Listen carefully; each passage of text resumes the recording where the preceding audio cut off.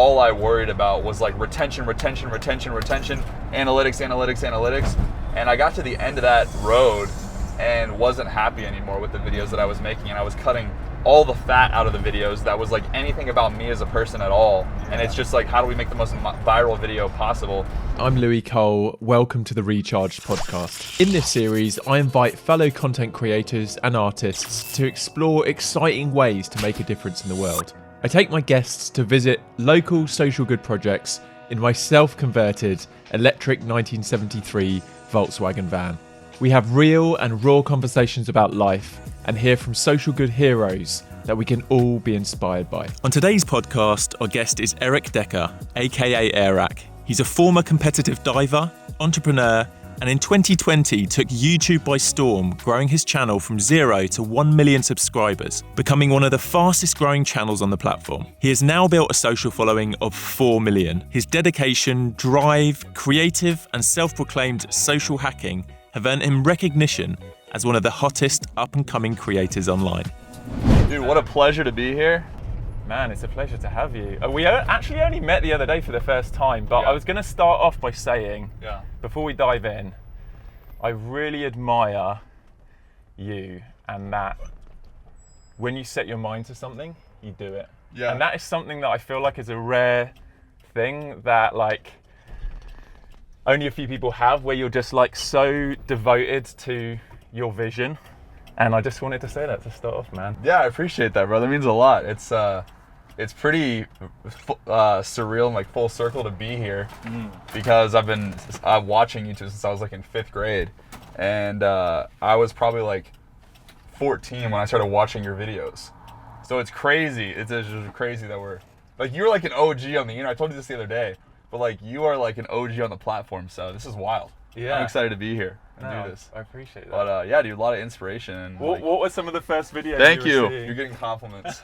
People love this thing. This is just, you've been bombarded since we started driving. Yeah, if you don't know, the van that we're driving in is something I worked on last summer. Ripped the engine out and did a full electric conversion on it. So, and most of the people stopping, I think they just love the look of it anyway. Totally. They don't even know it's They don't realize this thing's electric. This is the coolest part. Full electric conversion. Yeah. It's making no noise right now. Yeah, that's the crazy Which is thing. great for this podcast, by the way. Well, the only issue is that's when you get to above like 40. Oh, I'm struggling to pull out here.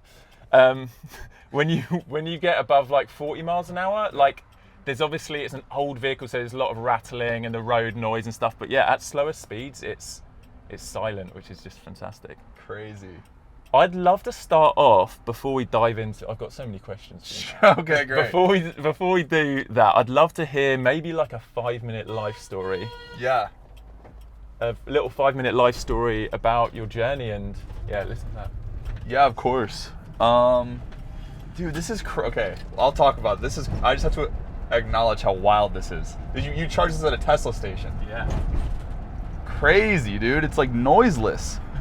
I love weird vehicles like this. I do videos on weird vehicles on my channel. We're about to come out with a hovercraft video, so I really admire that. I want to learn more about this later. When we stop, yeah, I'll show Eric the whole. I'll give you a little tour. Okay, cool. Basic life story.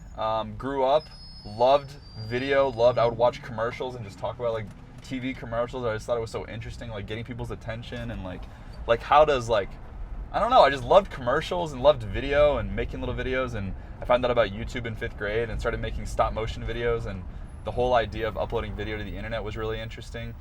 But I don't know, I grew up in a small town, not a lot of people were into that, so I didn't know if it was super possible. So I kind of like left that dream behind. I was pretty terrible at school, was a diver, lost my diving scholarship through a series of events, ended up going to a community college, hated it, and yeah, wanted to do video in some way, shape, or form, and like kind of just push the YouTube dream further and further back. So I started a production company where we've made like wedding videos, and I got to get my hands on a camera, and I got a lot better at video. I got a lot better at editing. Grew that for a few years, and then finally got to the point where it was like a pretty sustainable business. But what I realized was that I had built something that was like 95% of my dream as far as video stuff, but I wasn't fully going for like the most risky version of my dream and like the actual version I wanted to live out, which was like YouTube. So at the beginning of the pandemic, or I guess it was really like January 1st of 2020, I made a resolution that I was going to try YouTube, and I was going to give everything I had, and if I completely failed, that was okay, but I had to at least like give it a go, so when I was on my deathbed, I could look back and feel like I tried. So did you shut down the wedding filming? No, I was doing both at the same time. Okay. And then YouTube started to gain a little bit of steam. And it was an event business, so that business started suffering. So all of a sudden, the table had turned where this stupid YouTube dream was now like subsidizing and paying payroll for this wedding company. Oh wow! So it was like kind of made the switch. I made the switch at that point, and it was like I have to do YouTube, or else both things die. Like it's going to be really bad.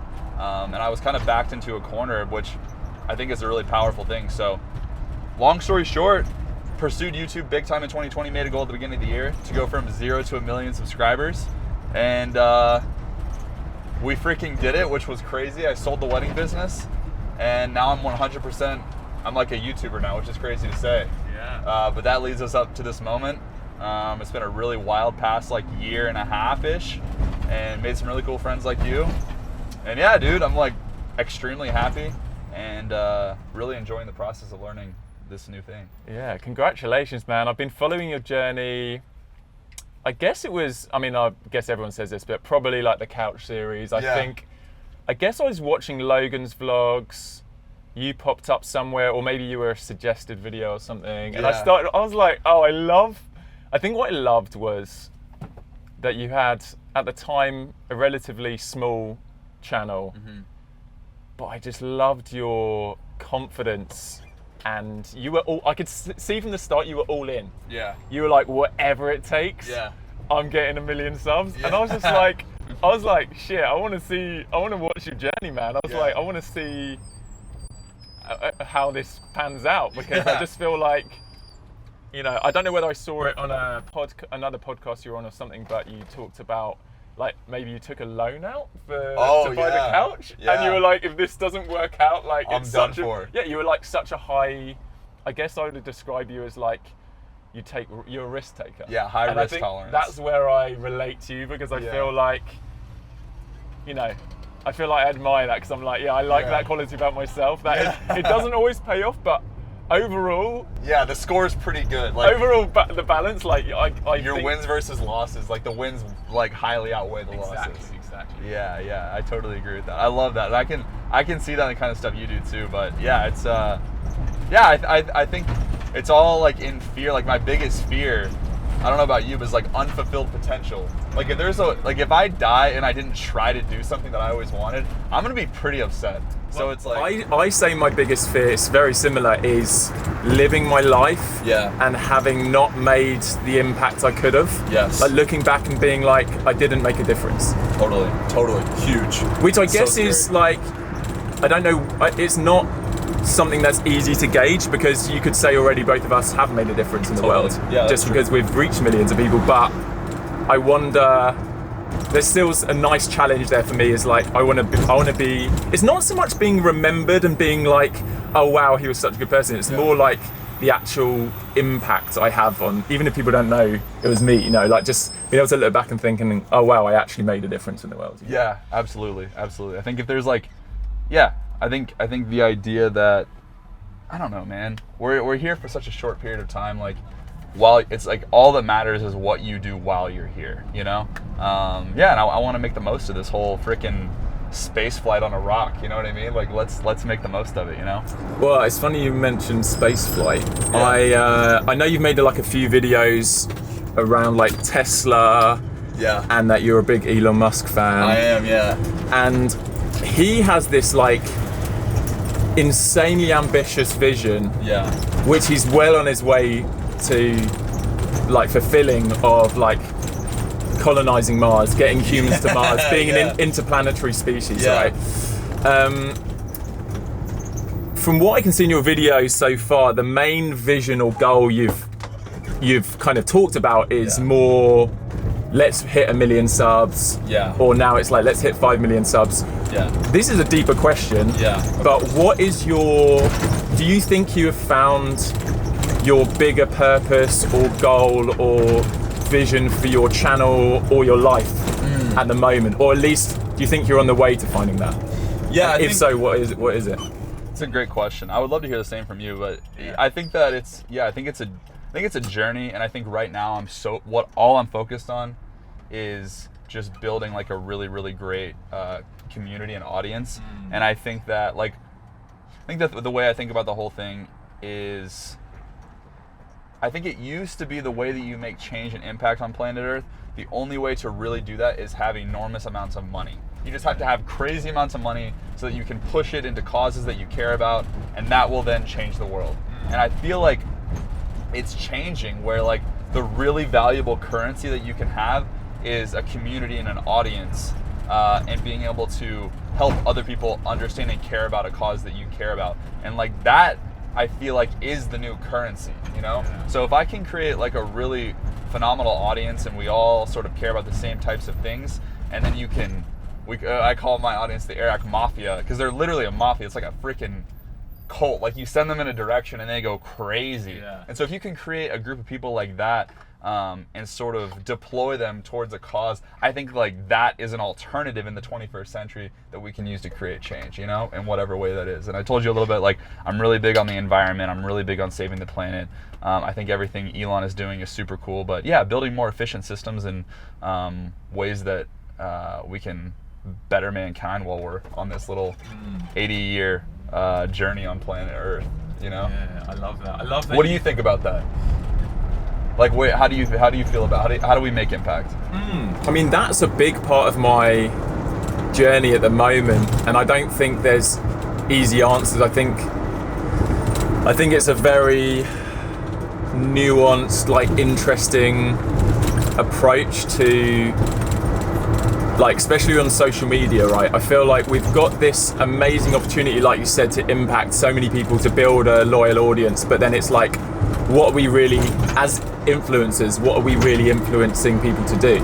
Now, there's one side to it, and I've talked about this with a few of the guests I've had, but there's one side to it where there's something just really positive about creating entertainment that lifts people's spirits. And I've had interactions with some of my audience where they've got really tough stuff going on in their life, and they're like, hey, just having a breather, having a break from my life, laughing and having been able to smile and enjoy a video is enough in itself, without the video necessarily having to have some kind of like message, or maybe there's a message, but maybe it's not like a fundraiser or trying to like promote like combating climate change or anything like that. I think there's also, as you make more and more content, people start seeing like ongoing threads of like who you are, what you're about, your character, kind of what you promote, and I don't think people enjoy being like forced or like preached to about, you know, things they need to change or do. Yeah, it kind of stops becoming entertainment at that point, right? Yeah, so it's trying to find the balance. And I think it depends also kind of what kind of content you're making, what your audience are open to. But I think that the challenge for me, so I set up the Social Good Club last year, which is like my vehicle to support creators, connect creators with causes, build a bit of a community around particularly creators that want to do more with their platform, want to figure out ways to reach their, or like more like inspire their audience, activate their audience to do stuff. And it doesn't necessarily just mean like fundraising. Like I feel like things like Team Trees was amazing, and I love what Jimmy did with like raising $20 million and getting like everyone excited about it. And I think that's one way to make a difference, and I think it's great. And I feel like sometimes creators struggle to know. Watching you navigate this in LA traffic is the craziest thing. I think some creators struggle to know what else they can do, and I've talked to people, they're like, hey, I want to make a difference, but I just don't know how to. So anyway, that's my mission right now. And last year, especially through like the Black Lives Matter stuff, and I guess through the pandemic, and like people trying to figure out what's going on and how they can communicate stuff and how they can be good allies and support. We hosted a lot of offline video calls with like a bunch of creators, and we had experts come in and share knowledge, and a lot of it's been like behind the scenes, but I feel like right now I'm just excited about helping creators find their own path to making a difference. And there's so many issues going on in the world as well, it can be overwhelming. It can be like, oh my gosh, like there's the climate issue stuff, there's racial inequality, and inequity, there's like female empowerment and how we're living in a patriarchal society that's like, there's all these things. There's like stopping Asian hate right now, because that's been a big thing that's built up over the coronavirus time. And so there's like endless issues, and I think a lot of people can almost be a bit overwhelmed. But what I like is if you can focus in on, you know, one particular issue that really lights you up and gets you excited about wanting to figure out and try and solve. I think there's exciting possibility. And I think also doing that as a community as well. And like, I loved a couple of days ago, Mark Rober did a fundraiser for his autism, because his child's cool autism, thing. and they got like Jimmy Fallon, like they had like tons of celebrities on there. So I do like that traditional approach to like spreading a good message. It's got to be crazy, dude, for someone like you who's been on the platform since it was barely a platform, to see somebody like Mark Rober bringing over people from like mainstream media are now like COVID shut down nighttime TV, right? YouTube is the thing now for like personality based stuff. Is that like wild to watch, or do you feel like it's happened so slow that you don't notice it? I would be so interested, like, how do you see that? It's pretty crazy. I remember when I first started vlogging, if I was out in public, people didn't know what I was doing. Like, I'd be like vlogging to camera, and then people would stop me and be like, do you want me to take your photo? As if like I was trying to take a selfie. No way. And I was like, no, I'm recording a video. Like, it was just like so alien. It's before people were doing, like, everyone does Instagram stories now. Like, it doesn't matter if you have a following or not. But I feel like it's become so mainstream to the point now where, like, I think they've polled high school kids, and even in the UK, like, the number one, like, career people want is to be a YouTuber. Like, it's above anything. And that's kind of scary to me, because I'm like, there's not the capacity for everybody to become a YouTuber. But I still love that it's like this platform that anyone can communicate a message, anyone can upload a video and reach an audience. But I feel like, I guess going back to your question, I feel like it has changed so much. But it has happened gradually, where like the more I've noticed it blending a bit with like mainstream celebrities. When Will Smith started his own channel and started vlogging his life, I was like, what the heck? Like, Will Smith, like, he was A-list celebrity like actor that I grew up watching, and it's like, oh, he's jumping on this YouTube bandwagon now. Thing that you've been doing for forever. What about, is there anything that you've liked to see that's developed over the last 10 years or a few years? And is there anything that you dislike about the platform that's developed? Well, I'd love to get your perspective on it as well. Because the way I've seen it is, when I first started YouTube, there wasn't many creators, so I feel firstly it was easier to get your video seen because the competition was. When I first started, there wasn't a curated homepage. There was like one homepage, and if you got on the homepage, that would be everybody's homepage. So like, it was like, there was like, and it was the same on Instagram. Every time I posted an Instagram when I first started on Instagram, it would get on the global homepage, which was like 12 images. And I was growing like 4,000 followers a day on Instagram. Wow, that's crazy. Which doesn't happen anymore, because obviously there's way more creators, there's way bigger audience, and everything's all to do with the algorithm now. I think when I first started, the first 2 years of YouTube, no one even talked about the algorithm, because there wasn't really one then. Because there's not enough people to even really need one. No, and then it became... Can I ask you real quick on that? Yeah. What do you attribute to, like, why are you the guy who's like early to these platforms? early to the platforms. Yeah, why are you that guy? Why are you early to Instagram? Why are you early to YouTube? Why you? I feel like it was very, I want to say accidental, because it feels very different from you. I think you saw a potential. I feel like we have such different stories, because you saw a potential, you had the business mind, you knew how to grow something, you had like this strategy, and you implemented it, and you had a very set goal in mind. When I started YouTube, I wasn't even sure whether it was like a viable career. Okay. I was just doing it for fun. Okay. I had no, like, I think I wanted to grow the channel. Oh, it'd be cool if I hit 1 million subs, but it wasn't like at the forefront. Yeah, it wasn't really a goal. I was like, wow, imagine if that happened, that'd be cool. It wasn't like I didn't believe it, but it was more just like, my main focus was, I want to show that life can be fun, and I want to show people, I was kind of promoting this message to, like, my motto has been like, enjoy life. It's like, peace out, enjoy life, and live the adventure. Yeah.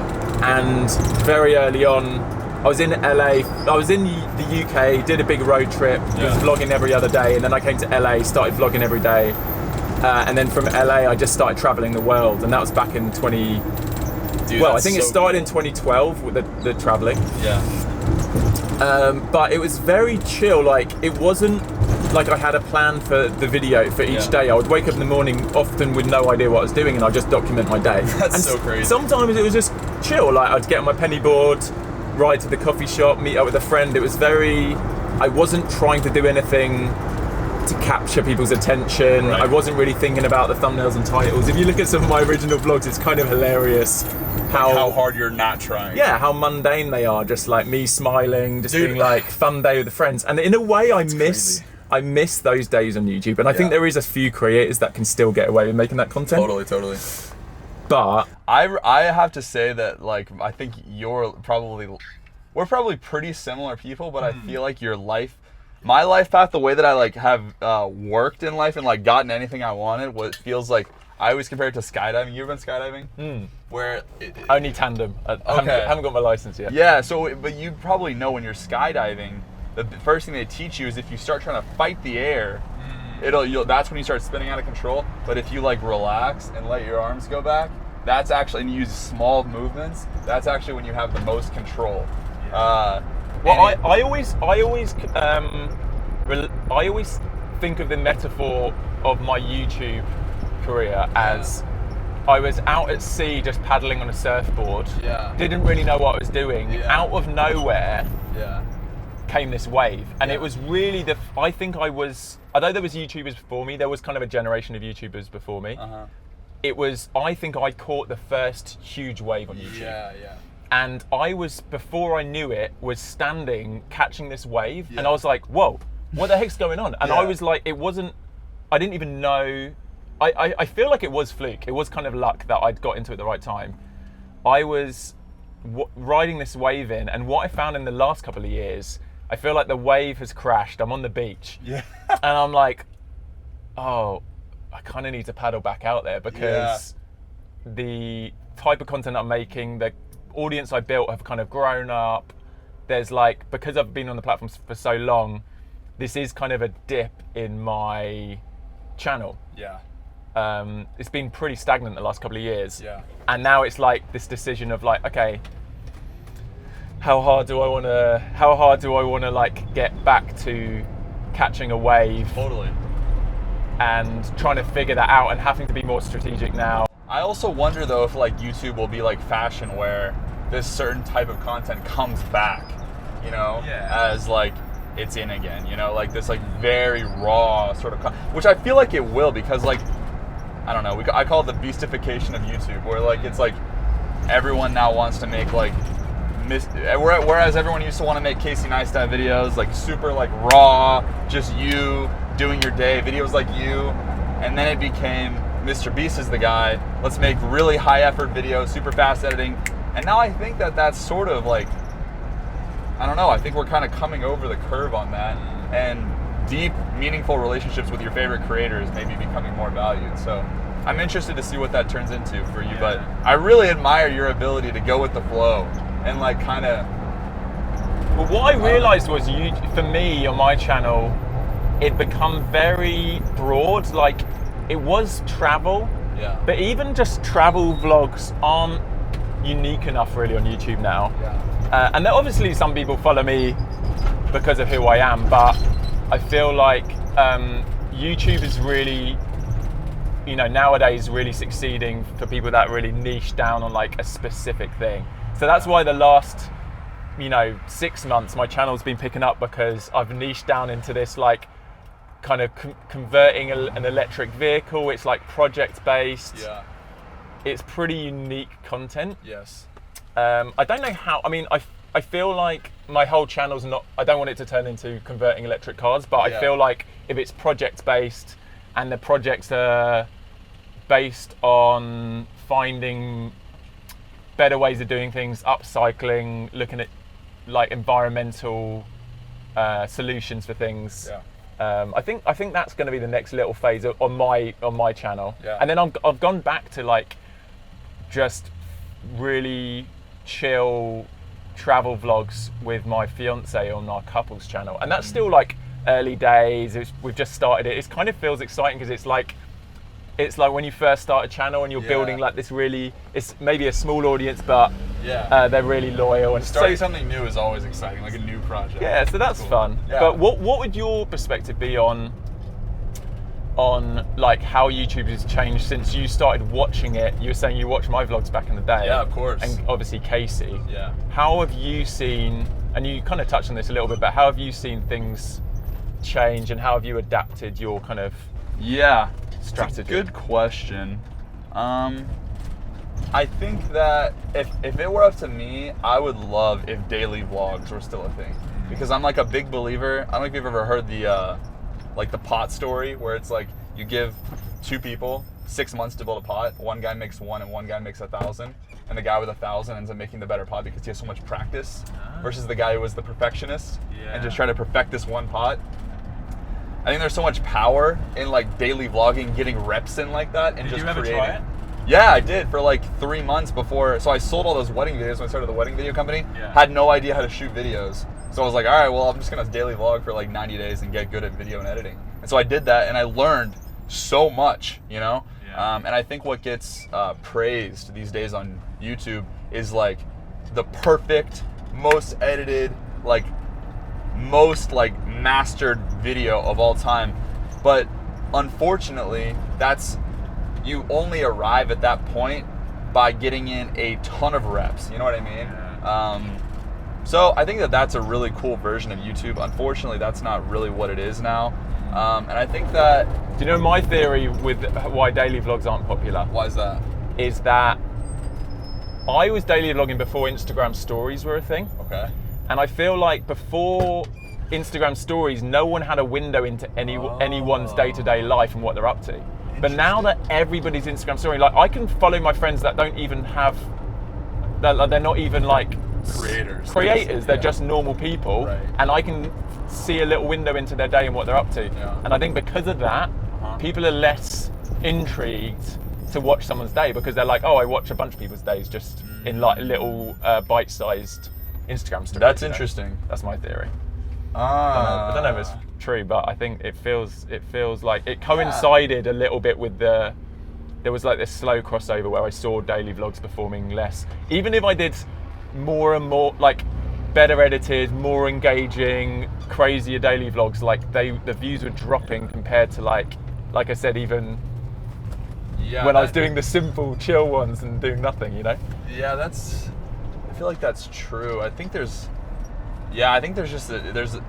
probably true. That's interesting. I'll have to stew on that. I'd love your thoughts on it. I always just feel like it's like YouTube just goes through these stages, you know, and like the daily vlog stage was for a while, and now it's like this like very remastered, retention-driven video stage, and like I don't know. I'm interested to see where YouTube goes from here, but yeah, I think that I got into a phase where all I worried about was like retention, analytics, and I got to the end of that road and wasn't happy anymore with the videos that I was making, and I was cutting all the fat out of the videos that was like anything about me as a person at all. And it's just like, how do we make the most viral video possible? And I really... But then the end of that road for me, and I always said this, was there was a phase on YouTube where people were like bathing in slime. Yeah. And those were like really popular. And I was like, I don't want to bathe in slime for views. Like that's not what my goal is. But I know if I was trying to get millions of views, you should go bathe in slime. Yeah, I just got to jump in like a tub of Orbeez or slime or something, and it's just like that's kind of where I saw all the views going. I was like, oh man, like it's a bummer. Yeah. Yeah. So now it's like the goal is how do you create something that's both wildly engaging and also genuinely fun to make and is like sort of still about you, and you're building character development on yourself, you know, and engaging with your audience. And the other circle of that Venn diagram hopefully could be has this got a deeper purpose or impact? And it's not always possible, but it's like if there's another message that you can tie in to a wildly entertaining fun video that you enjoy, that's engaging, and there's something connected. And I think Mr. Beast has really started to crack that. Yeah. Not all of his videos, but I feel like some of his video, and like I love that he's getting his Beast Philanthropy channel and like starting to really like put a lot of his resources in. Yes. And I tell you what, something I love about Jimmy the most that I've seen him do is he's now setting a standard of what success and what being cool looks like. And I've seen comments on his channel where it's like, oh, I wish I had as much money as you so I could give it away as well. So cool. Whereas a lot of other YouTubers in the scene have set this standard of like materialism, like living in a house in the hills with a Lamborghini. And I'm not saying that's wrong, but I'm just saying if that's the end goal, if that's what you're modeling to your audience of like, this is making it, that's kind of sad because that's an empty fulfillment. I don't think anyone, if that's their main goal is buy a house in the hills and have a Lamborghini, they're not going to feel fulfilled. Yep, I totally agree with that. I think, the idea, I'm glad that he's the guy that's winning because I think he has a great heart and I think he's promoting something really good, you know? Yeah. Are you inspired by that side of what he's doing? Yeah, big time, man, big time. I think that third circle of the Venn diagram that you just mentioned is the most overlooked part of what he's doing. Like nobody, that's why it's hard to recreate his success, is because he's juggling so many different balls in his videos that it's like hard to really wrap your head around what all he's doing there. Like what's the magic thing he's doing? And that's a huge point, is like he's actually doing something really important. Because people love that as well. I feel like people want him to succeed. They want him to get more views because they want to buy his merch, because they know that fundamentally his vision is to truly change the world, whether it's like solving hunger issues. I know he's set up that like food bank. Yeah, it's hard for anyone to not agree with the mission statement of his channel, right? Whereas supporting a YouTuber who just buys 5 Lamborghinis with all their money, it's harder for everybody to get behind that mission statement. But how can you not support what Jimmy's doing, you know? So, and I feel like with you, people love your mission to 1 million subs because you're like the underdog. Like you had a small channel, you were like doing these wild ideas, you were just, you know, that was like your thing. I wonder as you grow and become seen as an already successful, wealthy, big YouTuber, whether it will be a different interaction with the audience. Yeah, maybe. Yeah, no, I totally agree with that. And that was a huge, like for the first few months of the year, I wasn't even uploading because on the mission to 1 million subscribers, everyone around me was telling me like, hey, when you hit 1 million, you're probably gonna have like a midlife crisis. Like you're not, like you base your entire life around this goal, you're sacrificing everything for this goal. When you hit it, you're not gonna know what to do. And I was like, yeah, I know, but like I have to get the goal first before, and then I hit the goal, and of course, like I'm just like, what is the point of anything? Like I've achieved the goal, what's the point? So yeah, the last few months have really been an important conversation with myself and the people around me of like, what is the goal here? What are we working towards? What's the missions? What are the values of the channel? And figuring that kind of stuff out. So I think coming out the other side of that and learning about it, but also just pursuing a better answer there is super fulfilling. And that's what I'm after now. Before we arrive at this place, so I'll tell you about it when we get there, but I'd love to hear, so you were saying like to get to this 1 million subscriber goal, you were sacrificing everything. Yeah. I've talked to a lot of YouTubers that have been in the game for longer, and there's a lot of there was a lot of conversation I had around, you know, creator burnout, depression, the toxicity of like being in this creator space. It can be very isolating. I'd love to hear some of your journey so far. Obviously you're kind of very fresh to it, but have you noticed the negative side to what you've been doing? Have you had to sacrifice friendships? I don't know, I'd just love to hear about your journey and maybe how you're trying to navigate that. Yeah, for sure. It's a great question. I'm definitely like newer to it. What I will say is that doing as much YouTube as I've done has only made me more sure that this is what I want to be doing, which is a really cool thing to come out the other side of it on, and I'm really grateful for that. But yeah, I mean, burnout is a very real thing. The way that I've sort of learned to combat that is bringing on team members who sort of help take away some of the more stressful things so I can just focus on the things I'm passionate about. But yeah, I mean, last year it's extremely lonely. And I don't know if you've ever felt that or been, I'm sure you have, but like making videos when you're by yourself and working on your own, you're like, you know, when you don't have money for employees and you don't have money for like your huge videos and you're editing everything by yourself, I mean, you are by yourself a lot of the time and it can be a super, super lonely path. So yeah, I mean, there's been a lot of times where I've had the darkest moments of my entire life were last year in the pursuit of 1 million subscribers, 100%. The hardest times emotionally, but I think... How do you think you overcame those? It's a great question. I think that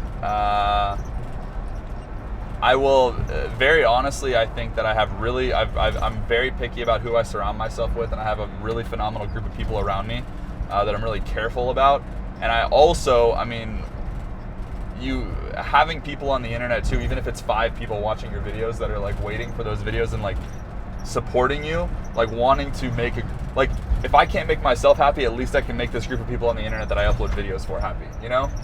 And doing that for somebody else, like you said, distracting somebody for 5 minutes out of your day and getting a few positive comments about it. I don't know, there's something really powerful about being lifted up by your community too. So I think between those two things, that's kind of what helped me through some pretty difficult times last year. Yeah, that's cool, man. Yeah, I agree. Having good people is the #1 thing for like support. Like friends that like you really love and they really look out for you, and they also will call you out if they feel like you're going down a bad path or whatever. And I had that early on in YouTube. Yeah, and then I think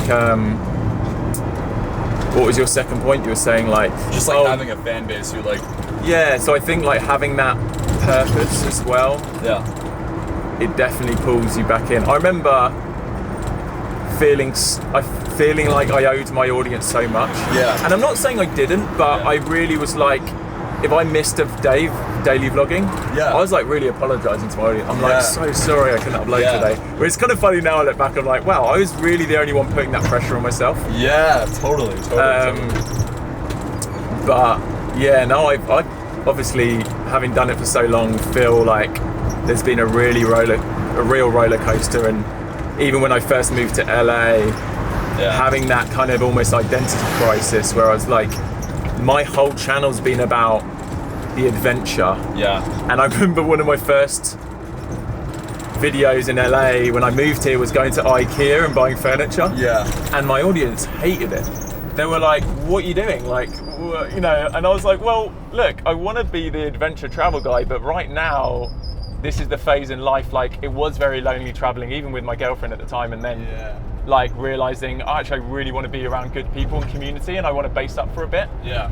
But it wasn't... They couldn't believe you were buying furniture. It wasn't good for my channel, and I had to make the decision, actually what's good for me might be more harmful for my career and channel right now, but in the long term, I think people want to see you happy and you oh, here we go, TreePeople.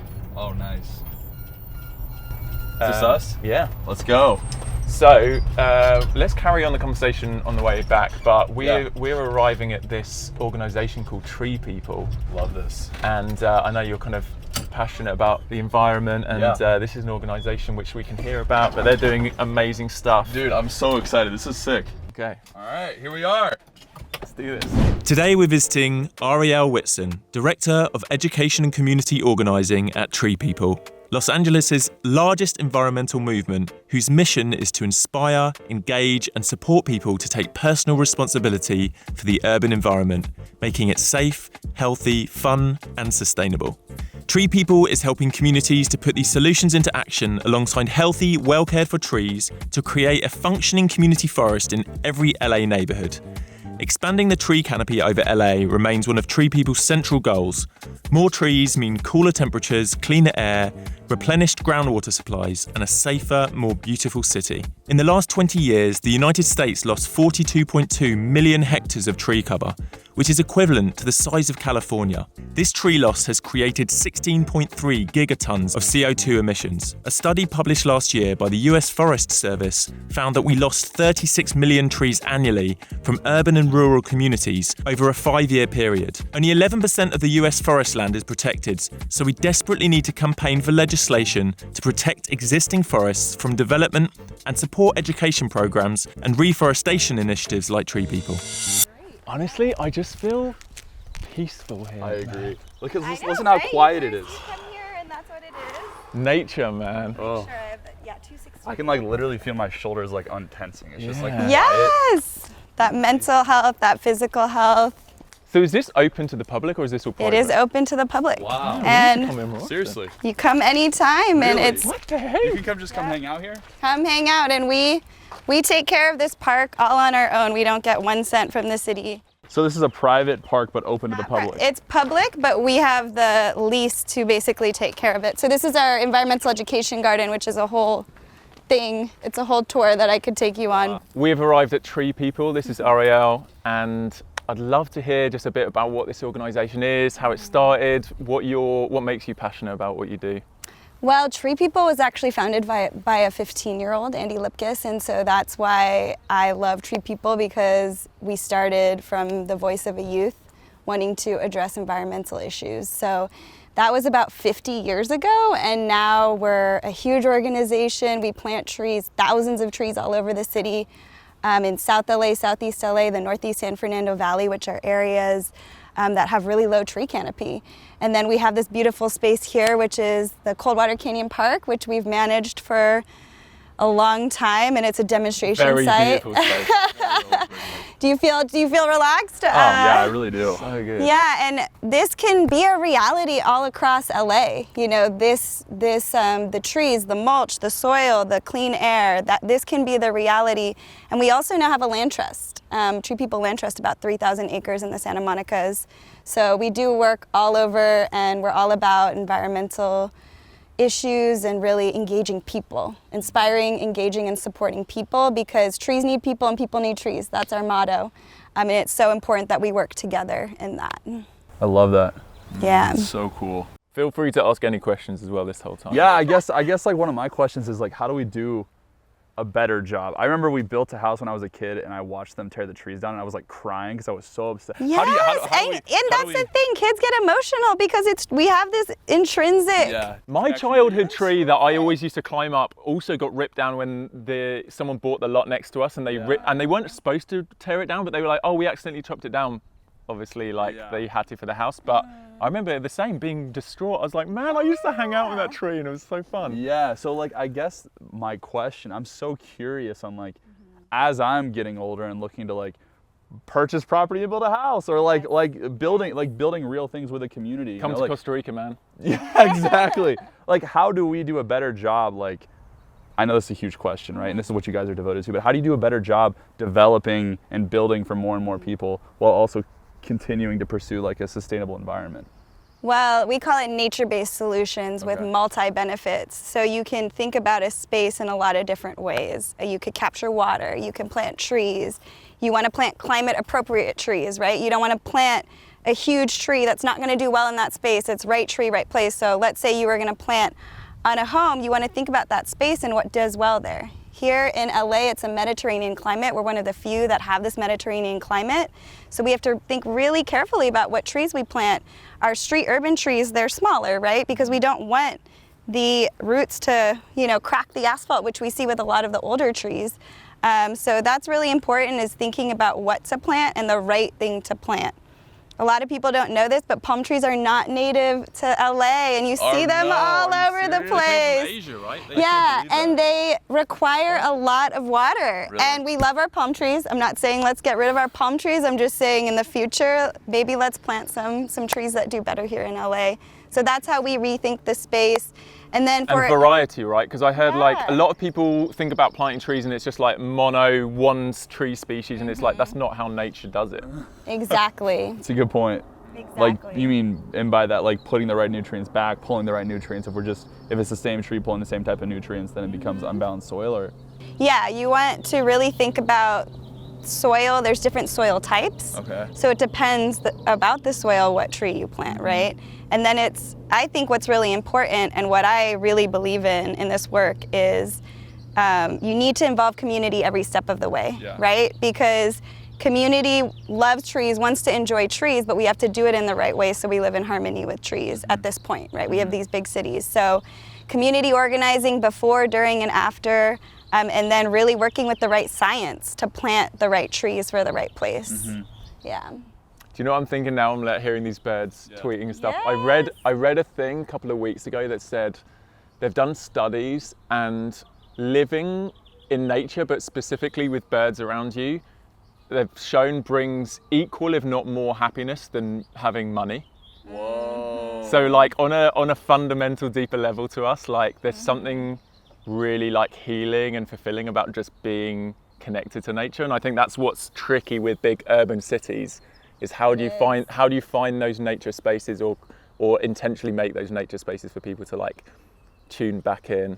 It's so important. I mean, there's a reason why there are trees in some areas and not in others. And that's because of different things like redlining, and where we decided to build freeways, where we decided to build factories. And so we really need to think about this as a justice issue, and plant more trees. And Do you want to explain like redlining for people that are here, watching or listening that don't? Yeah, so basically banks and folks that would loan out money would only loan out to specific people, and they had different categories.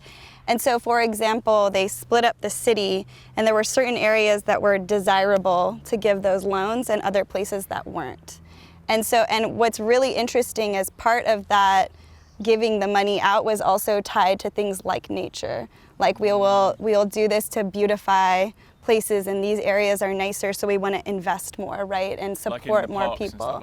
Yeah, and so what you see is some really crazy stats where there's only, that 20% of the trees are only in 5 neighborhoods here in LA, which when you think about how big LA, that's pretty crazy. And so we really need to reverse those policies and those practices. I mean, redlining has affected a lot over the years, and especially divided racially, didn't it? So there was like a lot of the less desirable areas ended up being the black neighborhoods, which rippled onto like a ton of other issues.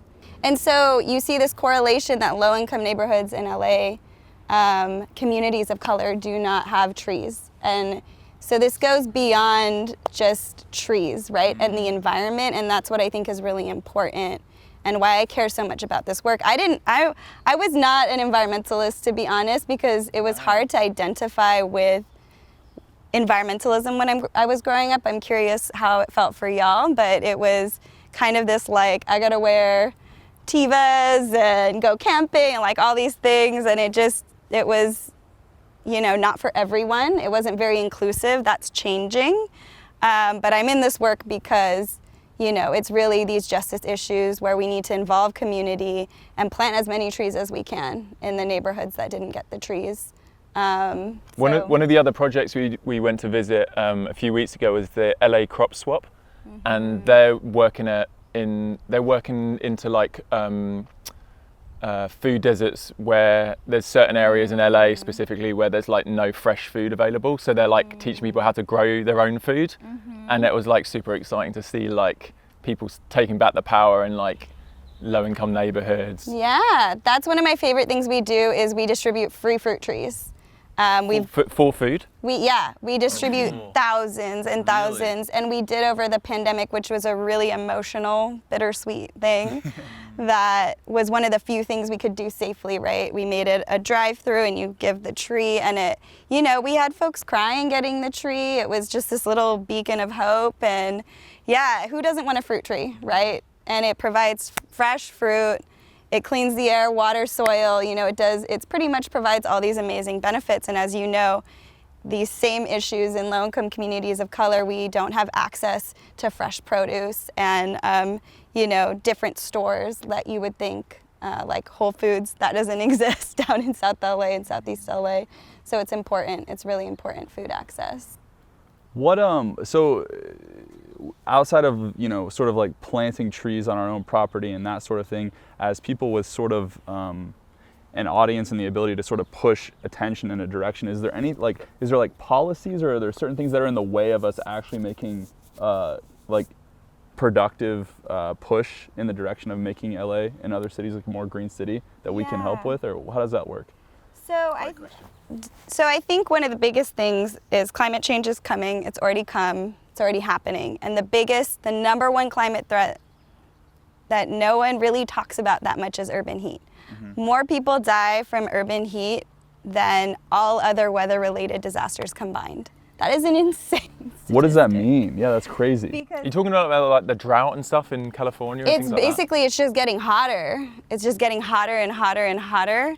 And so because we have such an asphalt city, all of that heat radiates back up. And so for especially communities of color, elderly, really young, they struggle with that heat. If you already have issues like heart disease or cardiovascular issues or all of those things, that exacerbates it. And so we're seeing higher deaths during hotter months. So it's showing this increased trend, right? Also, I read a study saying like the number one harm to the environment is refrigeration and air conditioning, which blew my mind. I didn't know that. Like I knew there was a lot of other things that affected it, but it was like globally, and obviously the hotter it gets, the more people are just pumping their air conditioning all the time. And it's like that energy usage is just like so bad. And so we did this study that proved that with a bunch of other partners that planting trees and cool surfaces could curb urban heat and lower the death rate by a significant percentage and even curb climate change. Wow. So we have the solutions, but we need to just invest more in trees, and it's just not happening at the rate that we need to see. And I think the other thing that's really important is it takes a lot of work to plant a tree and also care for that tree. So you can't just plant it and leave it, right? So we really need to think about maintenance and how we take care of our trees. And so that's why our model is all about involving community, because we integrate community into taking care of that tree and support community to learn about the tree and understand what the tree needs to survive. Is that specifically in an urban, because in my mind, I just think like, oh yeah, I plant a tree, it's like good to go. It's like how trees work. Yeah. But you're saying in an urban environment, that's not so much the case. Exactly. I think you're hitting it right on the head. The first 3 years of a tree's life is so vulnerable. We need to water it every single week. And what's so interesting is people are really concerned about how much that water costs, but really when you add it up, we did another study, it only costs about, for a whole year, a carton of eggs. No way.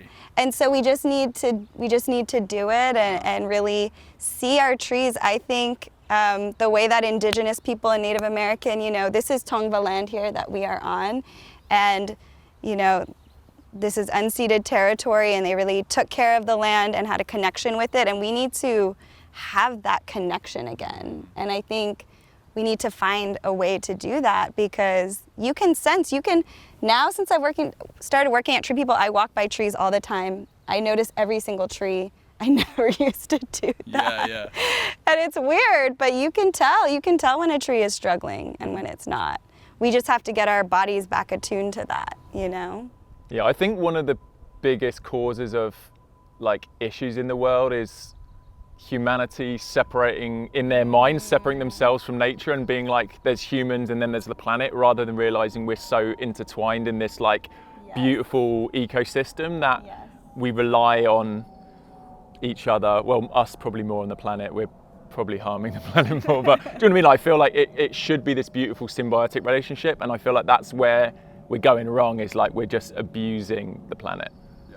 Yeah, So we can get back to that like mentality that, oh, this is for us, not just for us to do good to the planet, but like all of the good that the planet provides for us. It's like weirdly illogical what we're doing, you know. 100%, 100%. But I find myself in the same trap of getting caught up in the very material things and forgetting about all of this out here, right? Yeah. Or not thinking about our supply chains and sustainability and everything. And I think it's like, it feels like a very overwhelming thing. And like a few years ago went vegan because I watched this documentary about how like the meat and dairy industries are really destroying the planet. And I was like, wait, this is one simple step. And then for other people, it might be like, I'm gonna try and go plastic free, or, you know, you can do a number of different things. But I feel like if we can all tackle a few steps at a time, rather than just being like overwhelmed and be like, nah, this is too much for me. Like, yeah, and I think making it simple is the key. You just hit on it. We don't have to actually all buy like fancy reusable bottles, you know, or fancy reusable stuff. I mean, a lot of our grandmas have been reusing the butter tub for like, you know, how many years? Yeah. It's like there are different ways that we can think about environmental sustainability, and it doesn't need to be something that's expensive or fancy. It's just exactly reconnecting with the earth, and I think that's why environmental education is so important. Well, maybe that goes back to your question as well. It's like, what can we tell our audiences watching is a good action to take towards this? And I think one of it is like, look at your life and just personally try and make some decisions that will start being that are just more sustainable, because there's so many different things you can do. Yeah, and take it a step at a time. There's so many resources. Our website has a ton of resources, and you don't have to go all in at all, you know, all the time. There's a book that Andy Lipkiss wrote, The Simple Act of Planting a Tree, has so many benefits. So we don't have to think about this in too crazy of a way. I think if we all come together and we all think about what we can do, we'll create that change. Yeah. And that's what we're all about at TreePeople. Well, on that note, shall we do the simple act of planting a tree? You want to plant a tree? Yeah. Let's do it. Let's plant this tree. Get it. Oh, it's already got a thing to water it. Yeah, so that's important, irrigation, but we'll also hand water this as well. So do you want me to tell you the process before we start? Yeah, let's do it. Okay. Let's get dirty. So there's a shovel. We can dig a little bit more in the hole and create a little bit more of a bowl feature instead of a cone, which is important. All right. Well, so you want to make a bowl feature, you said? Yeah, more of like a bowl. Got it. Have you planted a tree before, Eric? Yeah, I used to landscape. Oh, nice. But they were, like you said, they were the exact same type of tree over and over and over and over again. So I don't know if I did it right, but I'm gonna learn today. I'm gonna learn. Do you know trees also communicate through their roots? They're amazing. And that's why it's really important. There's mama trees too, which is really important. What? That's why you can't just kill a bunch of trees and clear cut and replant, because those mama trees take care of their babies. Yeah, it's amazing. Okay, so then we're gonna actually put the tree in the hole, and you're just loosening up those roots so it can come out. Where did this come from? This came from a nursery, this tree, yeah. Is this a weed? Yeah, these are edible. This is, I forget what they're called, but they're like... I'm gonna have to try a little bit. Yeah, go for it. Seriously? Can I actually eat this? Yes! How does it taste? Feels like salad. Yeah, like a leaf. It is, it's a micro something, I forget the name. We'll have to ask our forestry team. Good stuff. Or minor lettuce, maybe that's it. Minor lettuce, I think that's what it's called. Oh, it's literally a type of lettuce. Yeah, did it taste like lettuce? Yeah, kind of. Nature's amazing, like isn't it? You guys just went in there with it. Okay, so we're gonna slowly kind of pull it out, yeah, and put your hand there, and we can kind of slowly push it. No, I don't want to Her break. pull up. It's okay, don't worry. Just be careful. I think maybe I need to smack it a bit more. Yep, that's it. Yeah, smack from the bottom. I feel like we're like doing an operation. It is. Put him in there. I kind of want to just tip the whole wheelbarrow. You can do that. Yeah, I think that's why it was helpful with the wheelbarrow. Nice. There you go. Good teamwork. Dude, this is wholesome right here. This is awesome. I love this. I'm glad you guys aren't afraid to get your hands dirty. Oh yeah. If you don't compact it, then what happens is the water doesn't get to the roots. Oh, interesting. And that would be very sad. Okay. Now we're gonna create our berm. Do you guys know what a berm is? No clue. Okay, so a berm is basically like, so for example, when you are eating cereal, do you eat it off of a plate or a bowl? Bowl. And why do you do that? Holds the liquid. Yeah, so that's what we're doing, is we're creating a little cereal bowl. Okay, oh, for water to kind of... Yeah, a berm is a fancy word for a little bowl for our, so the water can stay there and seep down in. Oh, sorry, I'm getting dust. I'm getting like dirt all over you. Create the berm. So what we do is the berm is like this. You create a little bowl around it. Nice. Let you guys do that. Very cool. This is mulch from our park. So what we do, again, everything at Tree People is a demonstration site. So, you know, you still need to prune trees, right? Branches fall down. So we remulch that back into mulch and then put it all over our park, because mulch insulates our tree. So when it gets really hot, it keeps it cool, and then it provides more nutrients to the soil. So, and it's probably good because it's like the natural plants from this area rather than like being imported from wherever. Exactly. And it just is really healthy for, so you're gonna just put it all around your little tree. How do you guys mulch this? How does that work? You like a mulch machine? It's a big like vehicle, and you stick it in the back. You stick your trees. Yep. Yeah, I feel like I want to personify the tree. We should name it. 100%. Oh, we will name it. We have a whole naming process. So Can we be involved in the naming process? We're gonna kind of get a little weird. We're gonna hold hands and do a thing. Okay, we can like come up with our suggestions. We do it with every single tree. I thought you were original with that idea. Not so much. Yeah, maybe not. All right, so the watering. Okay. Who wants to water? I'll go for it.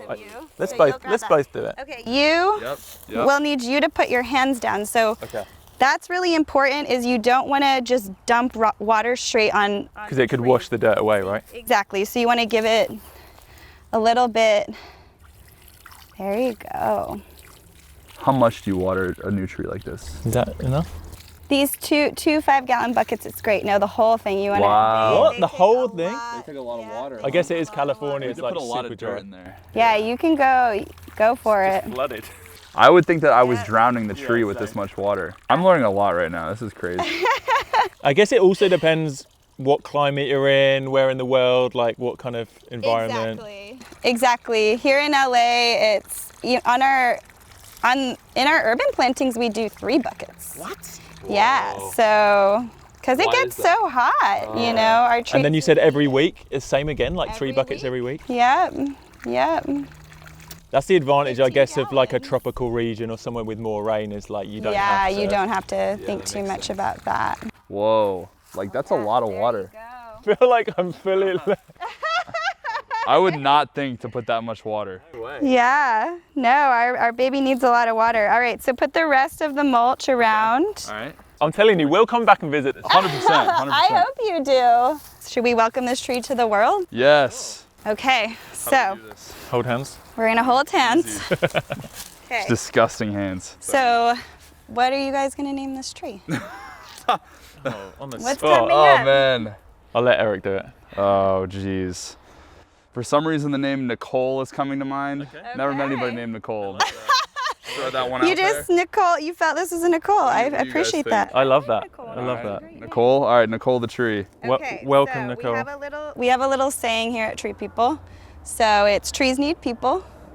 Did we say this after Let's do it all together. Okay. So it's trees need people, Okay. people need trees, welcome Nicole. Okay? All right. Do you need that one more time? Or are we good? Easy, we got it. Okay, 1, 2, 3. Trees need people and people need trees. Welcome, Nicole. Let's go, Nicole. You got this. You got this. So we will take care of Nicole, and thank you guys for planting. Dude, this is crazy. It's so simple, but it's like getting back to our roots. Yeah, man. Yeah, and this is gonna be a happy tree because our soil here at Tree People, this is years and years, you know, of treating the soil right. Did you say it's been 50 years? Yes, Tree People has been around for 50 years. How long have you guys been at this park? We've been at this park, I think, for about 30, if I'm right, at least 30. So this soil is like 30 years in the making. Yeah, I mean, it would be interesting to see before and after pics of what this area looked like, but we've completely transformed the space to really be in harmony with nature, and we do a lot of water capture here on our campus. So basically, is this recycled water? Is this captured water? Yeah, most of the water you see is all recycled. So we captured it when it rained, you know, and it didn't rain this much. Yes, 216,000 gallons of water fits in that cistern. Wow. So this is how we leave. We can leave Nicole. Does she need protecting from like animals or anything? Yes, we'll usually put up little guards, little cages. That's really important. Yeah, great job. You guys did a good job. Thanks for teaching us. Yeah, for sure. Nicole. I can't wait to come back. You guys should Mother come Nature back. just gave me that name as a layup. You know, we just, you know, she really spoke to me. That's awesome. Oh, I'd love to see the rest of what's going on. Yeah, let's walk a little bit. You guys mentioned these connections that you had. I'm so curious if either of you have a tree story that you remember as a kid. A tree you connected with, that you talked to maybe, that you gave a hug every now and then. Do you remember any trees like that? Oh, yeah. Yeah, for sure. Yeah, definitely. I want to hear your stories. You go first. Well, in the UK, I don't know if they have them here, but in the UK we have conker trees. And they're like these little, a little bit like chestnuts, but they grow in these green spiky shells. And every year we have, around autumn, fall, we have, they all fall and then you pick up the conkers and you can like make, we play conkers where you drill a hole in the conker and then you have to like, you put it on a bit of string and then at school you like smack each other's conkers and then the victorious conker breaks the other person's conker. Oh, it's like and there's like tactics. You can put them in the oven to get them hardened. Oh, what? Wow, there's tactics. Anyway, I'm kind of showing my age a bit now. I'm sure kids in the UK don't do that anymore. But yeah, there was a conker tree outside my house, and it was so cool. And I made a little like den in there, and I feel like I went up there every day. And then that's the one that got cut down, and it was like devastated. And you remember that feeling? Yeah. I remember feeling back then, I was like, this isn't right. I don't know no one should be able to own that tree and just cut it down. Yeah. And I know like that's a very simplistic, childlike way to look at it. Oh, but it's very real. I think that's what's broken, right? That feeling. And you just get more and more disconnected as you get older. Yeah. Do you have any tree stories? Yeah. I used to go camping a lot as a kid, which I think is probably where it all started, this whole sustainability thing. But I remember being really young and my dad letting me climb. You know, sometimes you see pine trees and they're just so big. Yeah. And you're like, I wonder how high I could climb. And he like, for the first time ever, just let me climb it and said, like, yeah, go as high as you want. And in my mind, I was like, what? Like I can just keep going? So I just kept going and I ended up, and he just said like, keep going, keep going, keep going. And I kept going and I ended up at I touched the top of the tree. And I was like, Dad, I touched the top. And he's like, no way. And I just hung out up there, and we talk about that moment to this day. And that was like, yeah, I don't know, there's something really special about just being out there where it's really quiet in the wilderness, you know? And Totally agree. yeah, they're just so big and massive and powerful. Yeah, and that connection you have, the mental health aspects. Yeah. See, this is my favorite trail at TreePeople. So this is all open to the public here? This is all open to the public. This is one of the trails we also take our youth on when we're doing our environmental education programming. If people want to find this and they're like visiting LA or live in LA, what's the name of this park? Coldwater Canyon Park, and all the information is at treepeople.org. So, and this park connects to one of the most hiked trails in LA, which is the Betty Deering Trail. And right now we're planting 600 trees over the next 3 to 5 years along the trail. What types of trees do you know? Mostly oak. So you see down there with those little. Yeah. Mm-hmm. Is Nicole gonna get one of those? Oh yes, because we gotta protect Nicole. Protect Nicole at all costs. Protect Nicole at all costs. Yeah. So we're gonna. You can imagine when these are all grown up, these trees, how the shade that will create for this whole trail right Do you know any of these trees' names? I don't. That's a good question. They all named? They're all named. No way. That's so cool. We name cool. any tree that's planted by Tree People, and that's. Is there a record somewhere? And you know what's so funny? I thought, this is a little cheesy what we do, but everybody loves it. No, it's so They cool. love it, and I think it's beautiful to welcome a tree into the world. It really puts into perspective too, like we were talking about Jimmy's tree Yeah. thing, and he planted 20 million trees. Did you hear about that? Oh no! The What's it team called? trees. So a YouTuber we know, when was it? End of 2019? Yeah. Beginning of 2019, something like that. A couple of years ago, he did a big campaign and they raised $20 million. And they worked. Wow. They worked with I want to say the Arbor Day Foundation. Yes. Is that right? That's right. And they did, 20 million trees. But think about doing what we just did 20 million times. Oh my gosh. That's powerful. It's so powerful. They better all have names. That's all I'm gonna say. I know, right? This is one of my favorite places to meditate here Yeah. because. Should we do a little meditation? Yeah, you guys Wow. should. Let's do a little. Let's do a few breaths. Can I ask like what the hours are here? Like I want to come back and just hang out. Come back and hang out anytime. Good thing. Set it on your nose. Yeah. I mean, it looks kind of cool. Kinda Yeah. look like I was camera. trying to. I put it on there actually for the camera to look like. Wait, this. there's still some this side. Thanks for asking. Okay. Are you gonna lead us through a meditation here? Sure. A little deep breathing exercise. Yeah, let's just do 3 nice long deep breaths. Let's do it.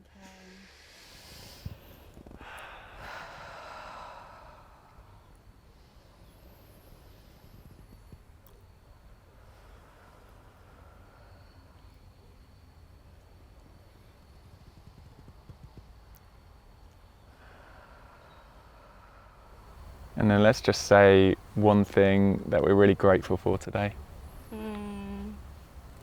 Do you want to start, Ariel?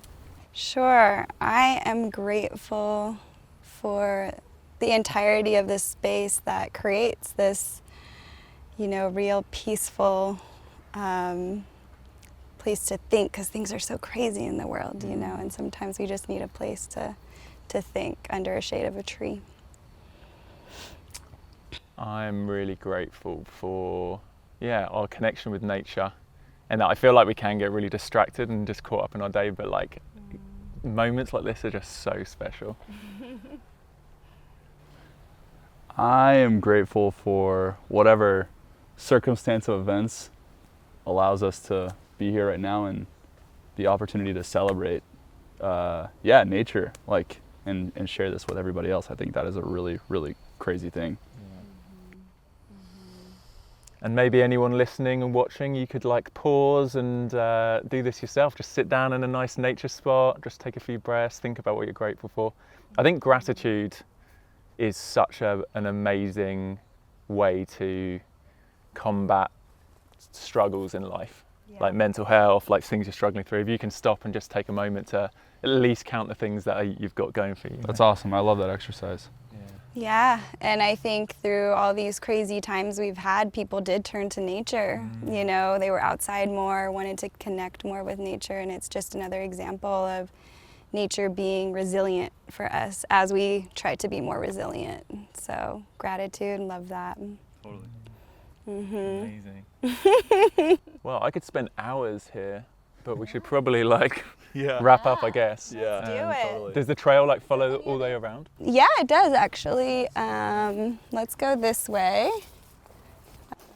Yeah, I definitely want to come back here just to chill for the day. Please come back, chill. It's so fun when the kids are here because you hear them laughing and it just having so much fun, doing little coyote yells.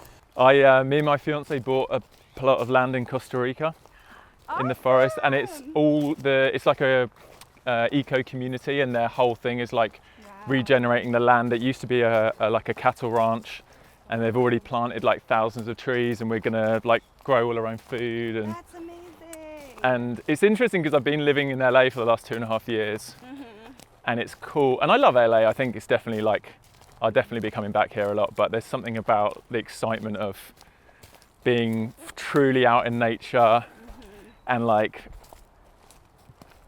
being able to connect in a way where you can grow enough food to survive on. That's just blows my mind. Yeah, that regenerative, where we're living, and it's the balance really, right? And some of the oldest trees, oh look, little lizard.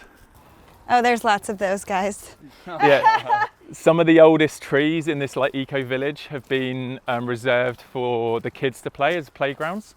So they're like protected as like trees for them to climb, and there's like swings they've set up on them, and yeah, I love it. Doing good on your childhood. Yeah, exactly.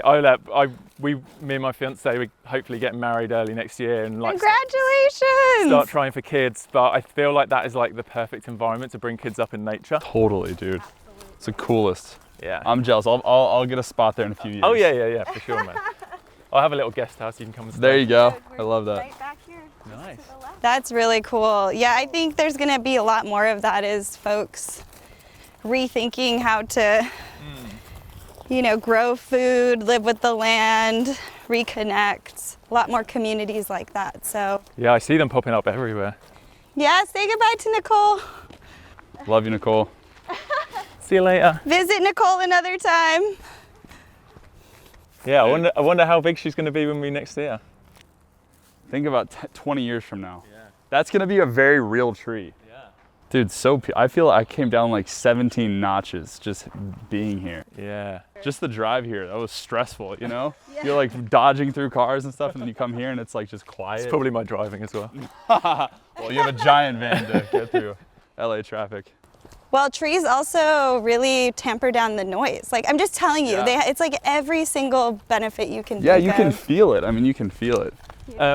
What's the best way for people to find out more about Tree People and support you guys? Is there like a website, Instagram, stuff like that? Yeah, treepeople.org is our website. You can follow us on all social media at treepeople_org. And we're always looking for folks to come out to plant with us like y'all did. Yeah.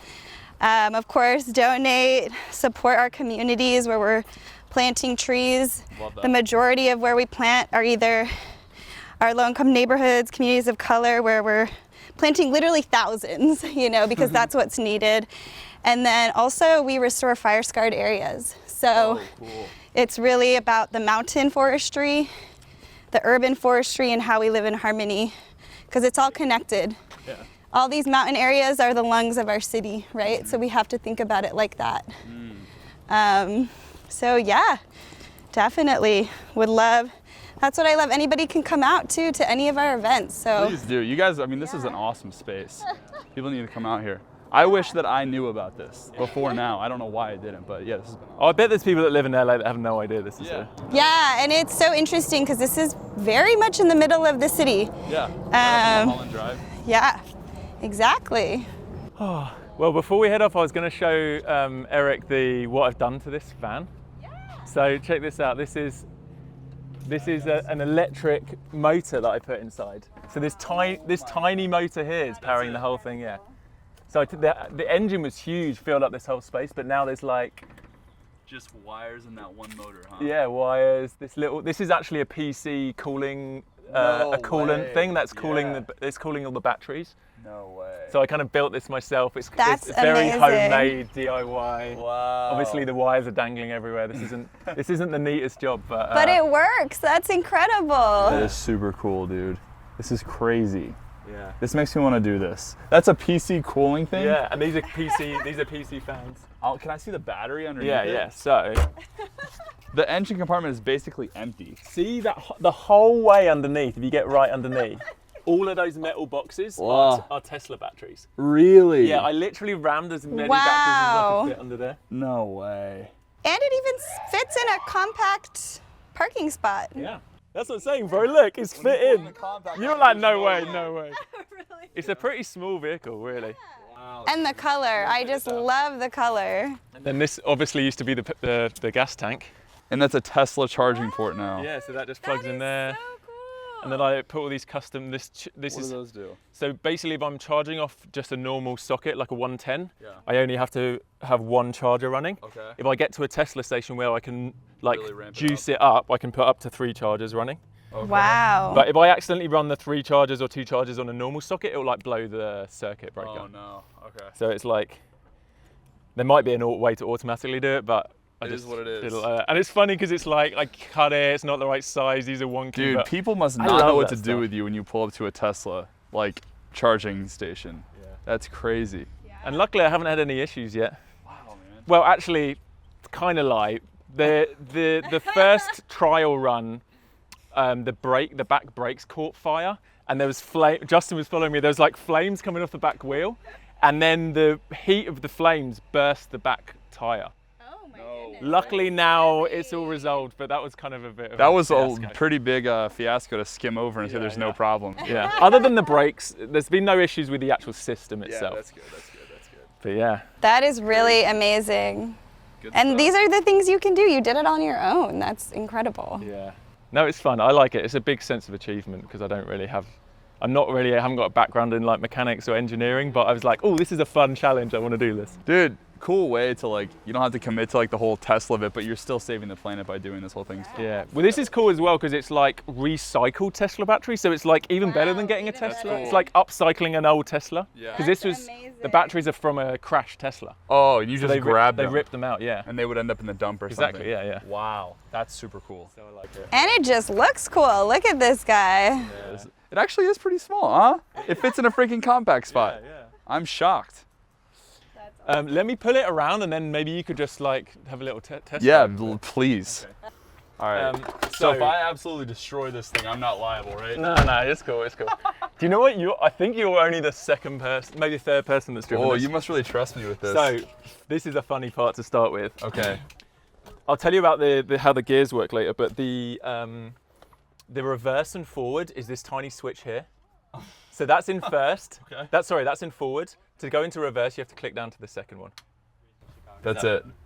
Oh, there we go. Is that neutral in the middle or Yeah. something? Okay. So now all you have to do is press the gas and this one's the gas. This one's the gas. Yeah, yeah, oh, yeah. There. Because this has a clutch. Okay. Yeah. Oh my gosh. There you go. Oh Isn't my that gosh. crazy? Yes, this is crazy. This is absolutely crazy. All right. So this is back on the brake. No clutch. The clutch doesn't do anything anymore. The clutch? No, you don't need the clutch. Okay. So then we're back You and guys forward. can go through the. Don't go back out on the street. Kind of come Just around. coming at 3. I can move those too if you want. Dude. How's that feel? Crazy, right? Yes, this is crazy. Okay, I don't want to go too fast over these. Dude, this is crazy. Do you know what's crazy? I freaking built this. Yeah, that's the not the craziest whole part. thing, not the whole thing, but like it feels like I built a car. Yeah, you did. I mean, you kind of did, dude. This thing, you put batteries on the bottom and you took the engine out of a car Yeah. and it still drives. The feeling when I first got this Oh. driving, oh my gosh, bro, I was Had to be crazy. ecstatic. It's one of the best feelings. It was like 3 months of work, yeah? Oh, dude, I mean, I can feel where if you really press down, it'll move. Well, this is in third gear, so this is the other thing. I only drive around a third. But if Oh, really? if I drive, I'll show you when we pull away. If I pull away in second, I can wheel spin. Really? Yeah, Oh, so you can get moving in this. exactly. But it's just in second, it's just too much torque. Like it's too much acceleration. Yeah. So third's nice and chill. Like you can just pull away. Once you hit 30 in third, it's got real like I can really like pull away fast. How do you switch gear? Were you switching gears when we were in traffic, or you? No, were you in but third so the whole time? I only if I'm going up a steep hill would go into second really now, or if I want to show off the acceleration. But you can just stay in third the whole time. Oh my gosh, dude. This is the coolest thing of all time. So cool, dude. All right, wait. So I can just. Oh wait. I can lean it up against this though. To Yeah, stop it should do. Yeah. It should do. Let's see if that works. Yeah, that's the one thing I need to do is tighten the parking brake so it works properly. Oh, I think it's rolling over it. No, I think the wheels. Oh, is it? There you go. There we Perfect. go. Dude, so fun. I want one. Maybe you should build your own. Yeah, I the think cool I thing need is to. you could put an electric engine in at pretty much any car. Ah. So I gonna- wanted. Do you know the next I'm one gonna I want have to to do? quit YouTube for 3 months and build one of these. I want to do like a vintage Beetle, like a VW Beetle. Oh, that's so That's cool. the next one. Those could go fast. That was the best. You were good at driving, bro. Thank you. You didn't give me. I mean, I didn't go too fast. Did You a little You cruise give me a around. lot of room for failure. Yeah. So. Oh, I should probably show you the taking off in second gear as well. Oh, I want to see. Yeah. I need a bit more space in front of me. But Dude, I like really appreciate that you built this thing. This is. I'm glad you do. I feel like some people it kind of goes over their head. They're like, oh yeah, whatever. I'm like, no, I built an electric van, and they're crazy. like, cool, man. Yeah. I'm like, no, like I built it. Wait. So how are you gonna put this thing in a second gear? So clutch down, Yeah. and then you just shift like normal. So I go into second, Oh. and now Oh, can feel wow. Yeah, that's a lot. That's a lot more power. And then you can go into first as well. I haven't tried to launch it. Actually, I did brush over this as well. The one problem I had, I tried to launch it in first, and I broke the axle. Like the axle connecting the wheel snapped because it was so much torque. Yeah. With this kind of weight. weight. That is not meant to be. No, it's designed like, it's basically you're breaking the physics of what the vehicle is meant to do. Whoa! Oh my god! Dude! That is sick! So we're like, wow, this is fast! Yeah. Oh! Dude, it's like a go-kart! Yeah, I feel like, again, like it's not built to be like ragged around like this, but yeah. Cool, right? It's super cool. And you just shifting this with your normal stick shift. Yeah. So I'd probably just chill back out again and take it into third because we don't need to be racing around. Yeah, for sure. Dude, that's crazy that it still functions though. Yeah. This still does its thing. And then on the highway, if I'm cruising above 50, I might shift into fourth just to like, it doesn't work quite the same as a normal car, but it's like, it kind of does, you know? Okay.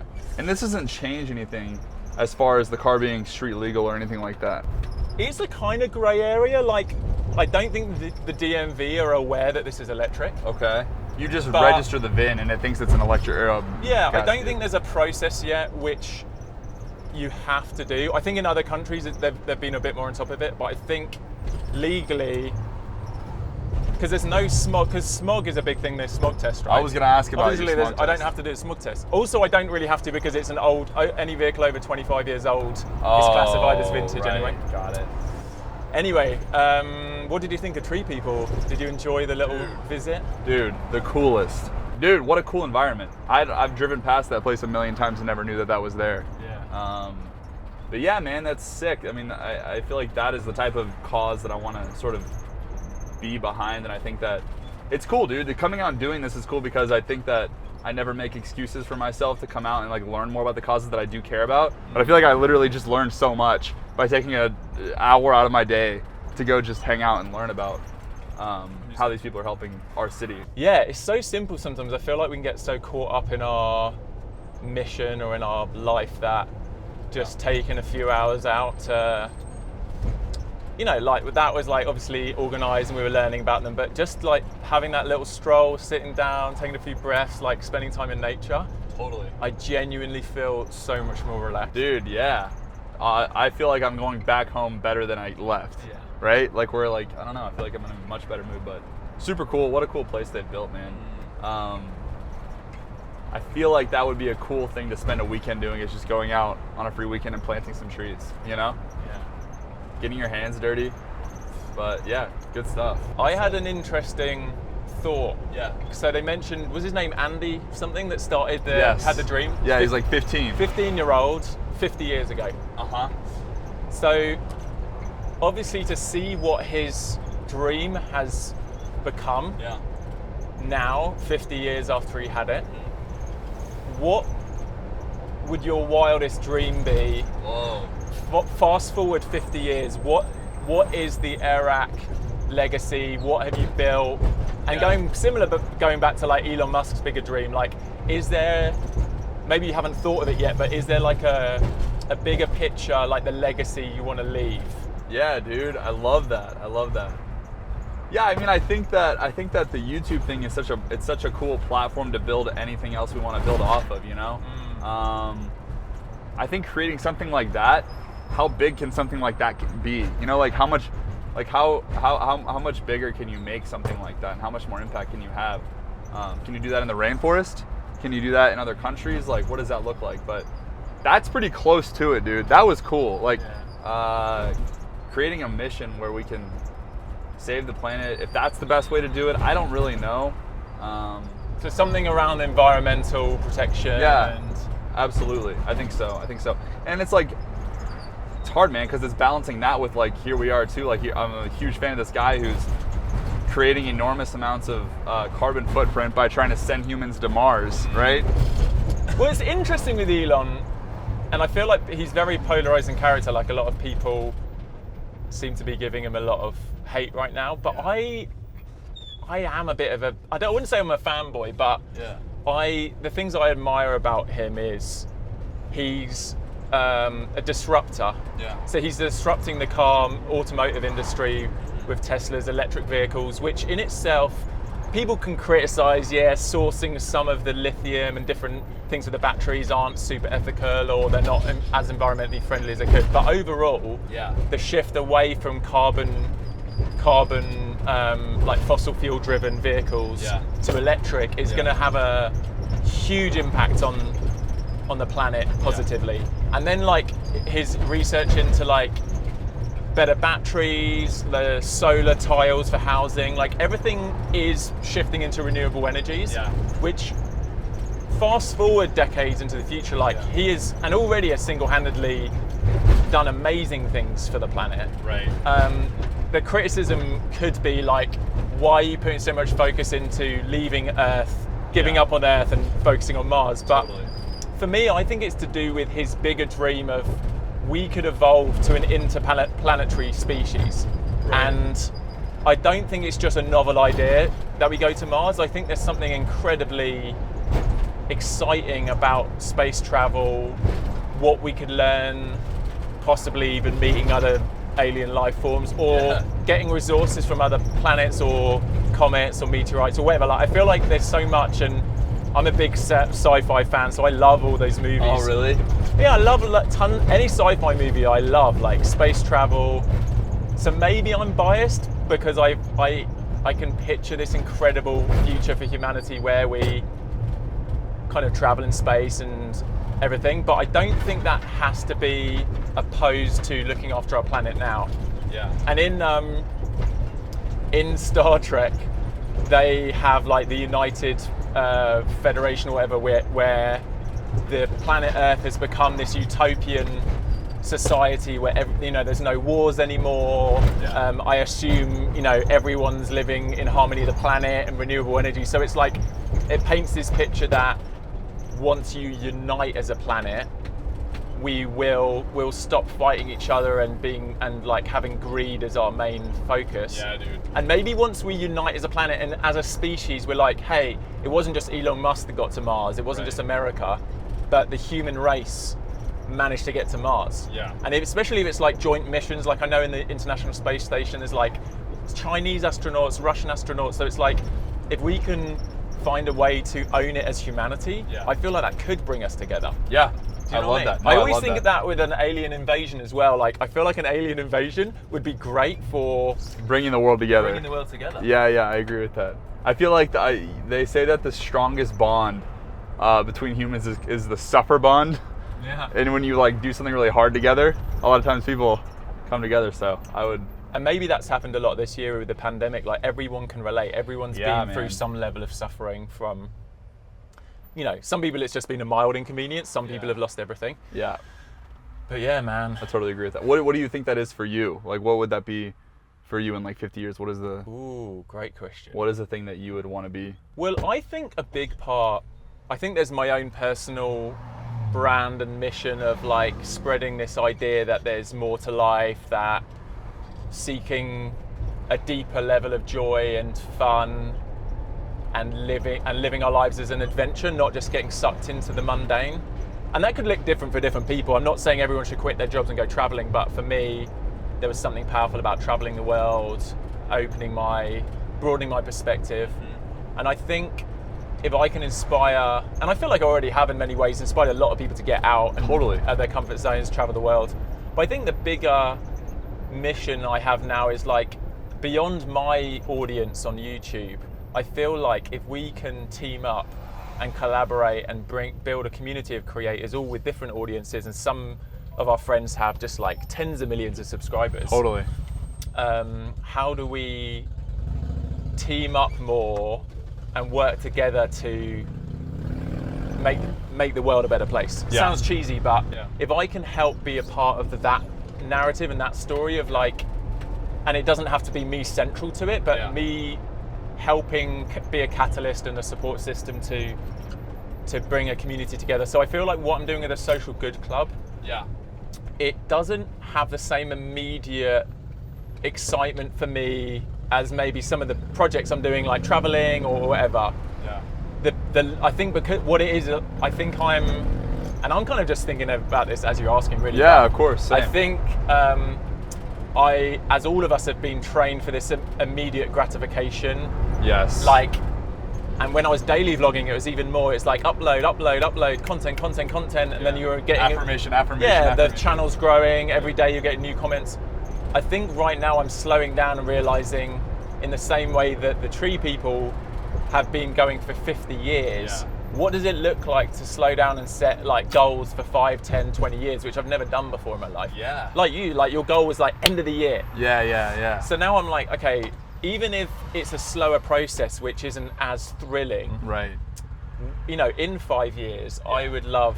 I mean, I can't quite think 50 years yet, but in 5 years, hard.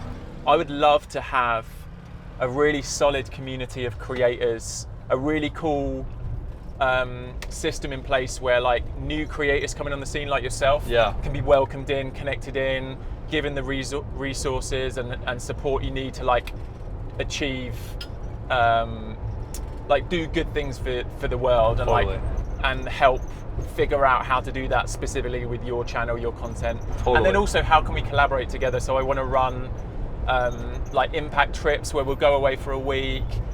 One of the trips we had planned, which we had to postpone last year, was going to the Bahamas, working with coral replantation, talking about like how do we take care of the coral reefs, because as well as the rainforests and other parts of the planet, like the ocean and the coral reefs are being decimated right now. So I feel like highlighting topics, giving influencers an easy road into learning about that, making content, teaming up.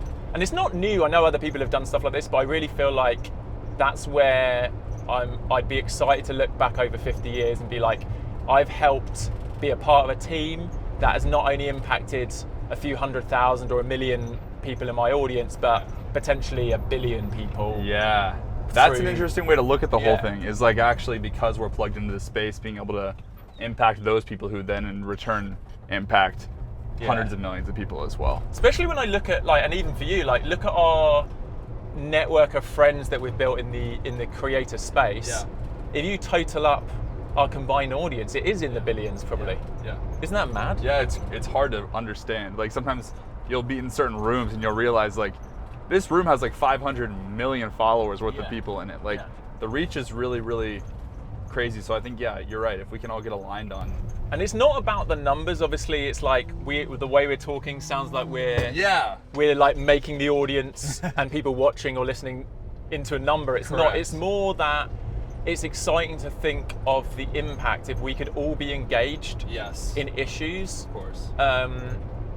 Wow, man. I truly believe we could change the world. I totally agree, man. Yeah, I totally agree. I think each one of those, it does a lot of times. I mean, with the way that social media works, it feels like the audience gets brought down to just a number, you know? But yeah, dude, I mean, every one of those people is a living, breathing person who cares about you, you know, and understands the mission, and we care about them, you know, and if you can use that relationship to push some of the stuff forward. Let's go back to like, I'd love to dive back into a bit of your story. Yeah. People listening might be in that stage in life where they've got a plan. Yeah. Maybe they're not super excited, or maybe the plans have changed. Like you said, you had this whole plan with a diving scholarship. Yeah. You had to, for whatever reason, like something went wrong, or what did you say? Like maybe like your I messed up my state dive competition and had all my scholarships pulled out. So and then, like, life changed. In that moment, and I think a lot of people could relate to, something in your life doesn't go to plan, or there's a sudden crossroads. Yeah. And I'd love to just dive in a bit deeper. Like, what were you feeling? Was that like a really, really tough time for you? Yeah. Did you bounce back immediately? If not, like, what was your process to figure out a new plan?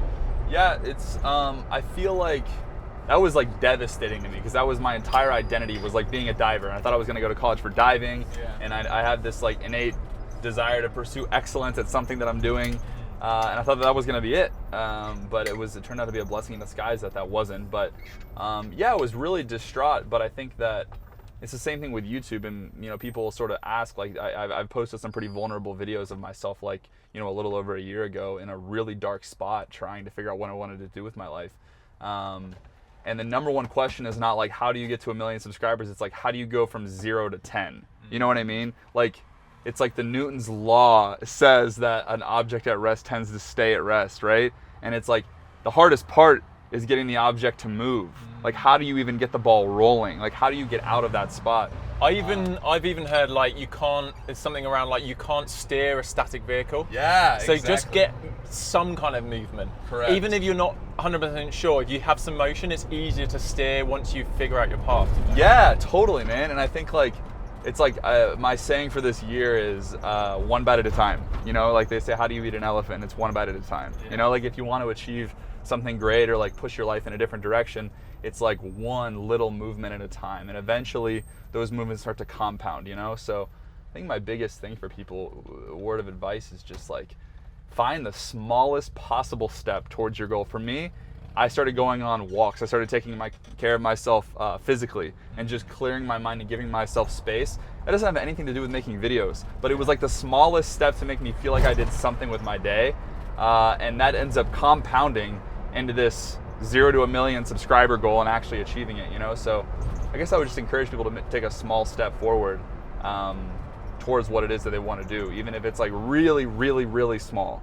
And what if people are struggling to know to find their vision or passion? Because I know a lot of people and I'm like, what are you passionate about? And they're like, I don't know, like, yeah. I don't know. Do you think you've always just easily connected in with what you're excited and passionate about? No, dude, I don't think so, man. I'm just like, I think that I'm really okay with failing, and I'm really okay with like not knowing, but I'm not okay with not trying to know. So I'm like always searching and trying things like, does that fit? Does that fit? Does that fit?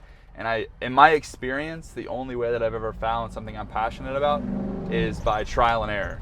And trying 100 different things. Yeah. I tell people that, trial and error. Yeah. Unfortunately, like, I don't think that, maybe there's some people out there, but I don't think your passion is like, you know, an easy thing to find, or else everyone would be doing it, right? No one would be working an office job. Well, the other thing, and I've said this in previous podcasts as well, is like this thing of like people being so scared of failing. Yeah. The fear of failure stops them really reaching any potential in their life, because what they don't realize is failure is not just like a bad inevitable part of it. It's like an essential element of life. Totally. And that you have learning how to bounce back, how to problem solve, how to learn from that like trial and error process is what helps you succeed. If you look at any successful or whatever successful person, they've had tons of failure. Yeah, absolutely. I totally agree. I think if you're listening or watching, like, embracing failure, it is scary. Super scary. But it's human. Like, we will fail. And if you can embrace that and be like, wow, this is a part of it. Life is so different when you get there. Yeah, like you won't feel...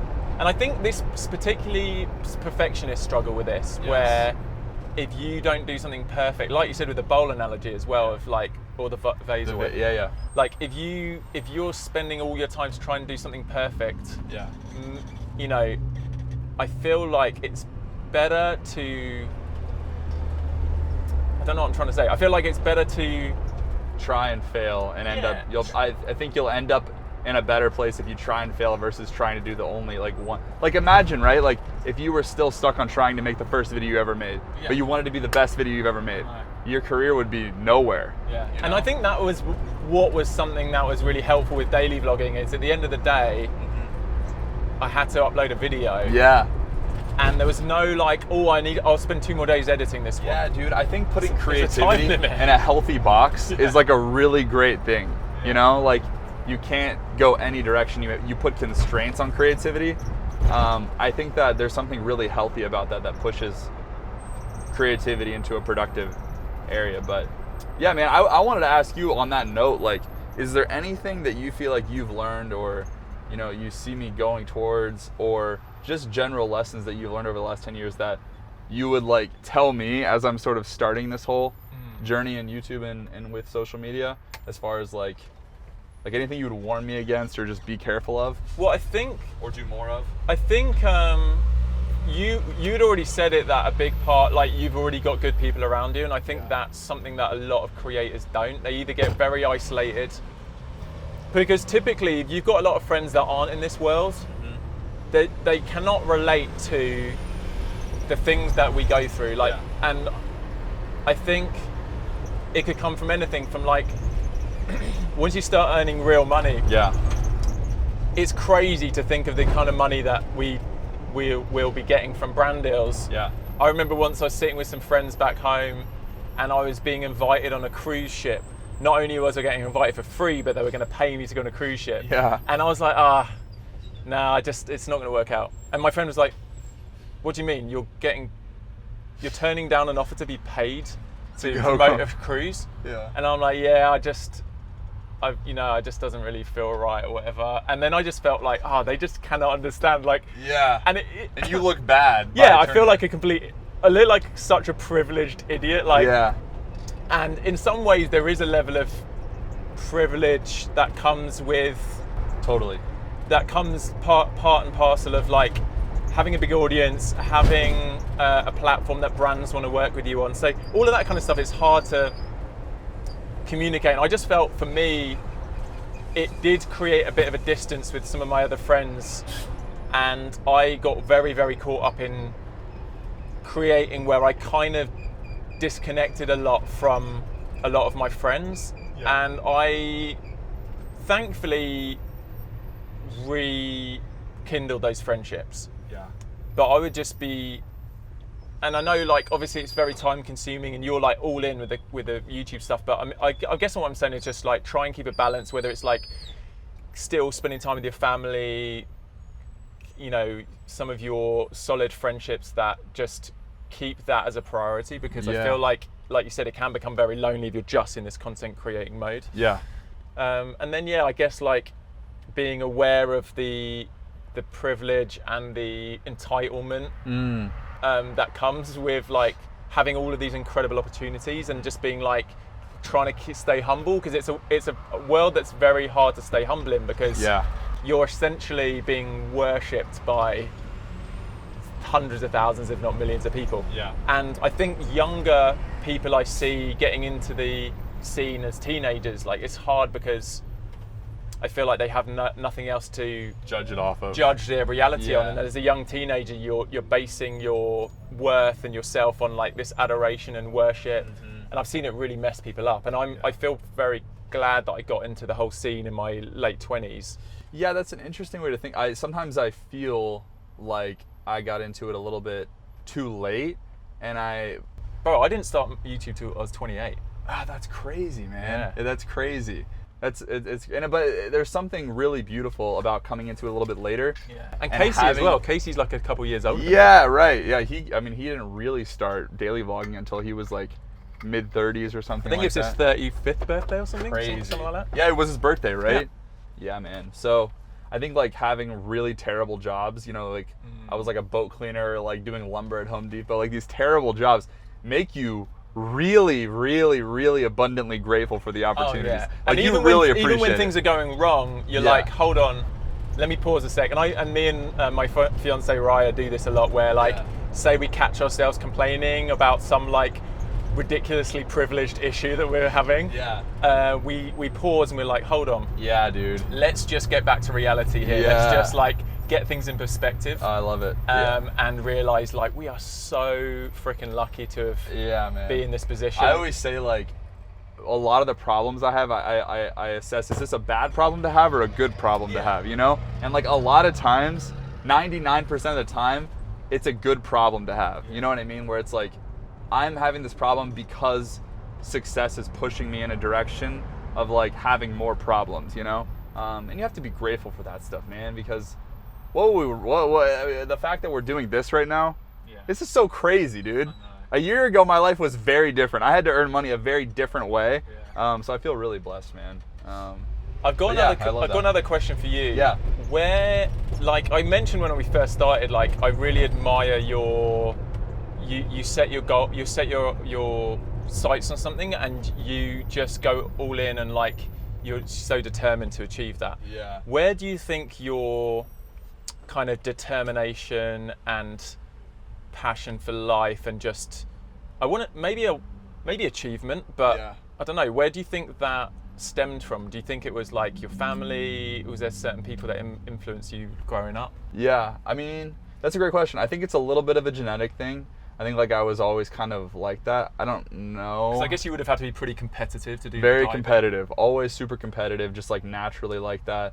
I think my parents worked super hard, and I watched that and I learned, and that was always like really instilled in me. So was that like a thing where they worked so hard, so you felt like you needed to honor that and like succeed in some way in life? Yeah, I think it was hard to watch me. It's hard to watch for me to watch my parents work so hard and make what they make. And I think my goal since I was a little kid was always like, how do I want to work really hard at something and make a lot of money doing something that I really enjoy to be able to support my family. Like that was always like, I mean, surely everybody believes that should be the dream. Whether people believe it's achievable or not is another thing. Yeah, that's probably true. And then the rule for me was and we talked about this yesterday, was like, none of it matters unless I achieve it doing something I actually wanted to do, right? If I have to go get a desk job accounting and I don't enjoy that, then none of it matters in the first place, you know? But yeah, because I think a lot of people get mixed up in life, and again, it's kind of a cheesy saying, but it is all about the journey, not the destination. Totally. So you might be like, oh, I just need to suffer through 10 more years of this office job to retire or whatever. And I'm like, seize the day, man. Like or woman, like like, life is short. So you never know what's coming tomorrow. Yeah. And I feel like it has to be a balance between enjoying life, enjoying the day. Because time is precious. Yes, totally agree. I'm pretty for like there's like a world where you do like a short-term struggle for a longer-term payoff. Yeah. But that should not be like that shouldn't be how you look at life in entirety, you know? Like especially when it's not short-term, you're like, oh, I just need to suffer through 30 years of a job I hate to retire. That's not. Like I started a production company for 2 or 3 years to get the experience to come do YouTube, you know? But I learned so much. It wasn't my favorite thing, but it helps me get to where we are today, right? I think I've just become aware as well, for some people that are listening and watching, like, it is kind of a privileged position what we're talking about. I know that some people have grown up with the kind of restrictions that maybe you are in a very low income area, very low income house, maybe you don't have the education you need to get somewhere, maybe you don't have the support around you that you need, and maybe you are really struggling, maybe you've got 3 part-time jobs and you're struggling right now. I'm not saying it's easy. And obviously I do feel privileged to have like very supportive family around me, having had a pretty good education, although I was never like super great academically, but I feel like I had the support and education I needed to push me and for me to dream big and believe I can do a lot. Now a lot of people come from a position where they don't believe that, but I think, again, it's not easy, but I do feel like no matter what your background and past is, if you hustle and look for those opportunities as well, like it might not be the traditional path. There might be I've been reading this book called The Serendipity Mindset.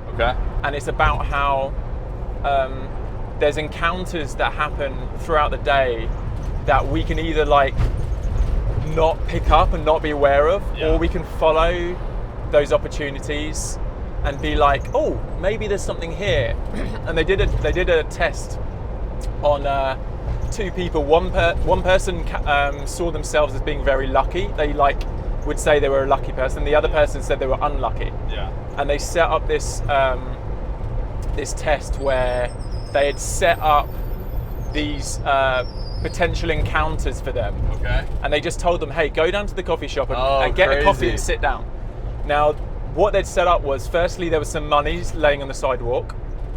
Secondly, there was somebody in the coffee shop who was sitting at a table alone who had this amazing job opportunity to offer the person.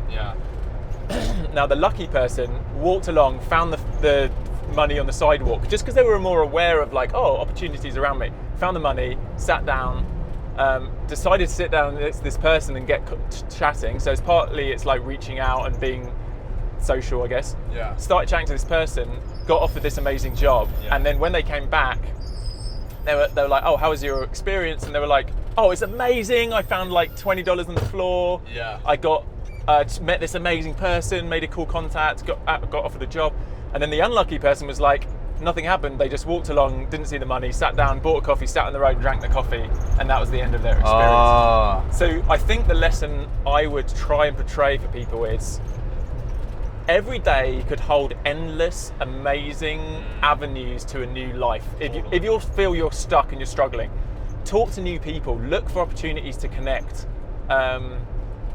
Just be aware that you don't have to live within the constraints of your life that are currently in the way they are. Right. And again, this is coming from a place of privilege. Yeah. But I do believe it, no matter what situation you're in, there's a way out. Yeah, I totally agree with that. I mean, like, I don't know what your upbringing looked like, mine wasn't anything crazy, but I came from a really small town.